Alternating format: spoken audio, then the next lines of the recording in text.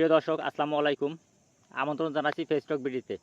দর্শক আজকে যে কথাগুলো বলবো এগুলো আসলে মিডিয়া খুব কম প্রচার করে, তাই দয়া করে আমার সম্পূর্ণ ভিডিওটা দেখবেন। যদিও 2-3 মিনিটের একটা শর্ট ভিডিও, একটু ধৈর্য ধরে দেখবেন।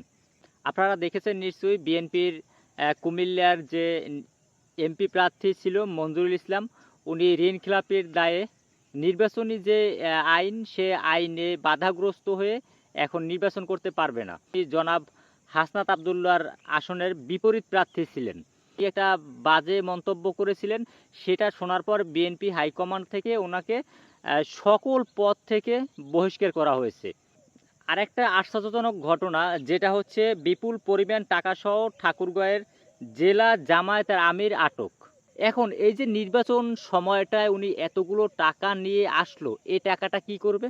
এই টাকাটা আপনারা বুঝতে পারছেন নিশ্চয়ই উনি ভোটারদের মাঝে হস্তান্তর করবে এবং খুবই নিকৃষ্ট একটা প্ল্যানে শামিল হবেন। এতদিন ওনাদের নিয়ে একটা কথা ছিল যে ওনারা জান্নাত বিক্রি করে, যদিও জামাতের সেক্রেটারি মহোদয় উনি বলেছেন না, এই ধরনের কিছুই আমরা করি না, আমরা জান্নাত টান্নাত বিক্রি করি না। কিছুদিন আগে একজন প্রার্থী বলেছিলেন জান্নাত পেতে হলে দাঁড়িপাল্লায় ভোট দিতে হবে। আমরা যদিও জানি জান্নাত কারো বাধ্যতার পৈতৃক সম্পত্তি না। আপনি ভোট কাকে দেবেন এটা আপনার ব্যক্তিগত ব্যাপার, কিন্তু আপনি দেখেন ওনার বিরুদ্ধে কোনো ধরনের শোকজ করা হয়নি। এই যে জামাতের আমির মহোদয় উনি টাকা নিয়ে আটক হলেন, হয়তো এখন যৌথ বাহিনীর হাতে উনি আছে, ওনাকে জিজ্ঞাসাবাদ করা হচ্ছে।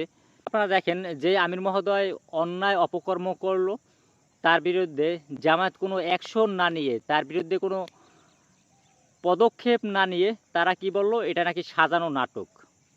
আচ্ছা, সাজানো নাটক কিভাবে হয়? টাকা তো তার কাছে প্রশাসন পেয়েছে, এটা তো অন্য কোনো দলের কোনো প্রার্থী কিংবা কোনো নেতাকর্মী পায়নি। তার মানে আপনারা এই অবৈধ কাজকে শতভাগ সমর্থন করেন, এটা প্রমাণ করলেন। জামায়াত এগুলোকে নিজেদের আয়ত্তে রাখতে না চাইতো তাহলে কিন্তু তাকে বহিষ্কার করতো, কিন্তু না, সেটা তারা করে। তারা উল্টো করছে কি, তারা বলছে ওই জামায়াতের আমির মহোদয় নাকি ব্যবসা বাণিজ্যের টাকা নিয়ে আসছিল। আরে ভাই, ব্যবসা বাণিজ্যের টাকা কি 60-70 লাখ টাকা নিয়ে একবারে আসে? এখন বলবেন ভাই আপনি ব্যবসার কি বোঝেন, আপনি তো ফকিন্নি। এটা বলতেই পারেন আপনারা, আপনাদের কালচারই এমন। কিন্তু আমি ফকিন্নি হলেও আমার ধারণা যে 60-70 লক্ষ টাকা ব্যাগে করে এই নির্বাচনকালীন সময়ে কোনো সজ্ঞানের ব্যক্তি নিয়ে আসে না।